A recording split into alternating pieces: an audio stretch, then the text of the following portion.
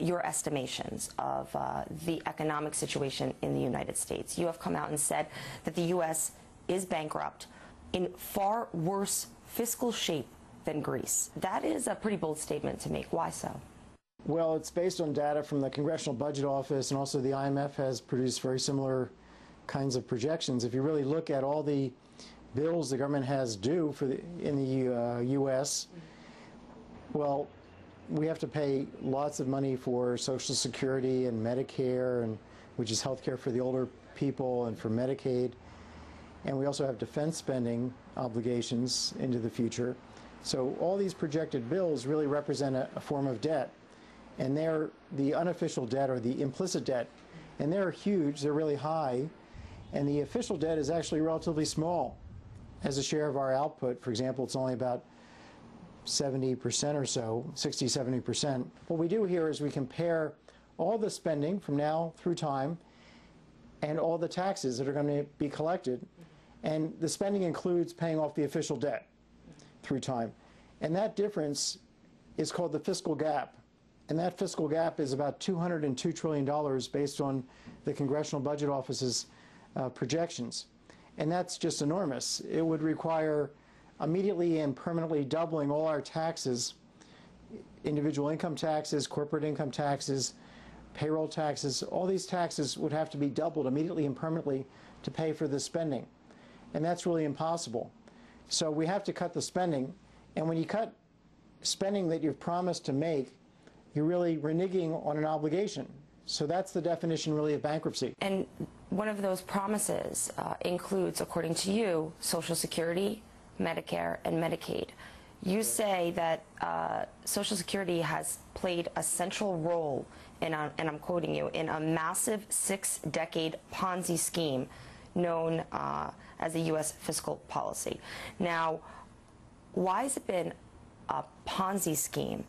What we've been doing, and other countries have been doing this too, is you keep taking from young people more and more resources, and you give them to old people. And then you tell the young people, don't worry, when you become old, you'll have your turn to get back what you gave us plus a lot more, because we'll go after the next generation to pay you. And so we are, in effect, feeding off of our children. It's fiscal child abuse. And we're doing it through all these different programs: Medicare, Medicaid, Social Security, borrowing to pay for defense spending. So it's changing the tax structure so that the young have a bigger burden and the old are given tax breaks. The baby boomers were born between 1946 and 1964. Okay. So it's going to take a while for them all to retire. But when they all do retire, they're going to be paid on average about 110% of per capita GDP. So they're going to get paid more in Social Security, Medicare, and Medicaid benefits, just those three benefits on average, than the entire output per person in the economy. And if you multiply the number of baby boomers that will be alive at that point times that kind of a payment, it becomes about $4 trillion a year in today's dollars. So if you think about $4 trillion every year just for those bills, you get a sense of why our fiscal gap is so enormous. The demographics are not the worst of developed countries. The U.S. is still going to be relatively young compared to countries in Europe, compared to Russia, even compared to China. But our benefit levels are so high, and they continue to grow much more rapidly than our output per person grows. And the combination of the two is lethal. So we have a fiscal policy that's not sustainable and that is going to destroy the American dream.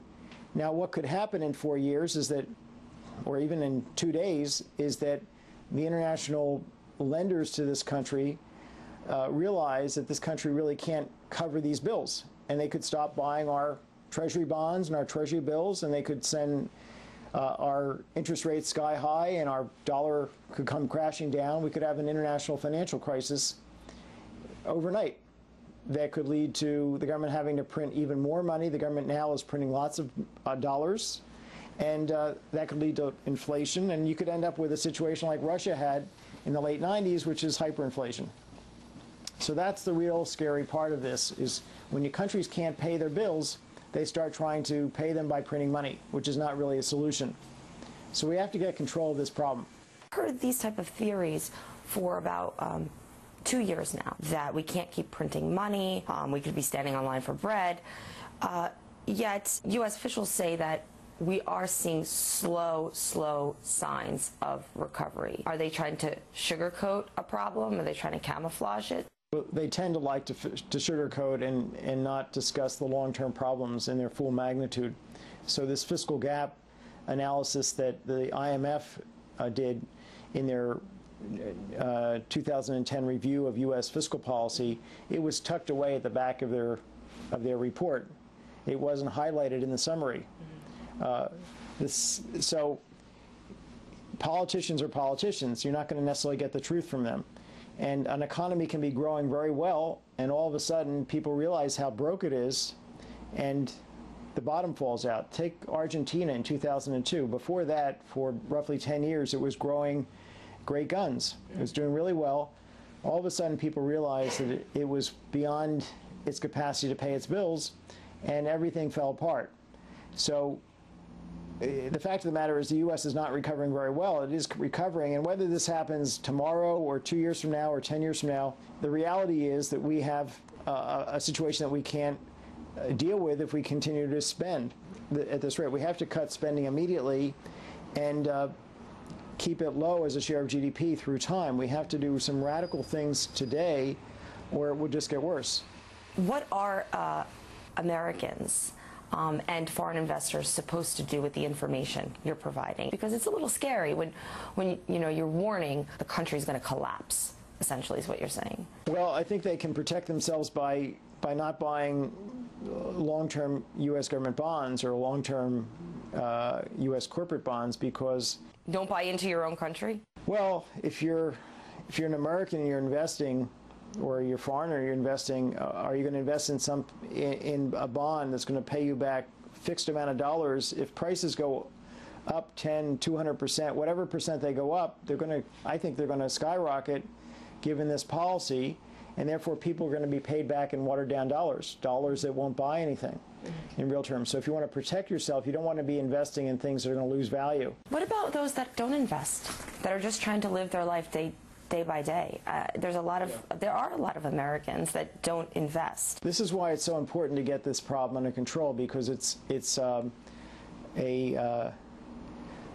threat to the prosperity of the country, to the employment situation, and to the wage growth for younger people. We need to really get people to be confident about the American economy and the American government and change that whole situation around.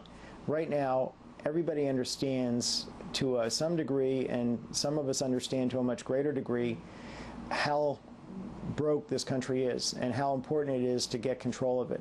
But people are coming around to the understanding that things need to be fixed. Now, we have to radically reform our fiscal and also our financial institutions. The financial system in the U.S. Needs to be fixed fundamentally. It's fundamentally corrupt, as far as I can tell. The economic advisors surrounding U.S. President Barack Obama, I trust that they understand the situation. If there's 10 of them, I trust that at least 3 do, if not all 10. Understand it in the way that you're explaining it. How come they're not applying any of the solutions or suggestions that you've just now laid out? Well, the economists who go to work in Washington generally leave their economics at home and become politicians from one minute to the next. Immediately they go there and they say, oh, we can't propose the first best option for fixing this problem because it's politically unviable, so therefore we're going to propose the third best. And then you start discussing the third best and you end up with the fifth best. So we need to have some people with some, strength behind their convictions to say, look, either do it right or forget it. If there are not any changes that take place soon, is the world going to see Americans rioting in the streets the same way that the world saw those living in Greece rioting in the streets? We could have some pretty hard times. Yeah, we already have a lot of very hard times for many Americans right now, millions of Americans. I think we can see a very angry younger population. I mean, it's handing over so much of their paycheck to the government in different ways and getting back. They're going to have to at some point cut benefits dramatically. So leaving this big bill to younger people is going to make them very unhappy. And you may see people leaving the country to try and find jobs, even in China and other places.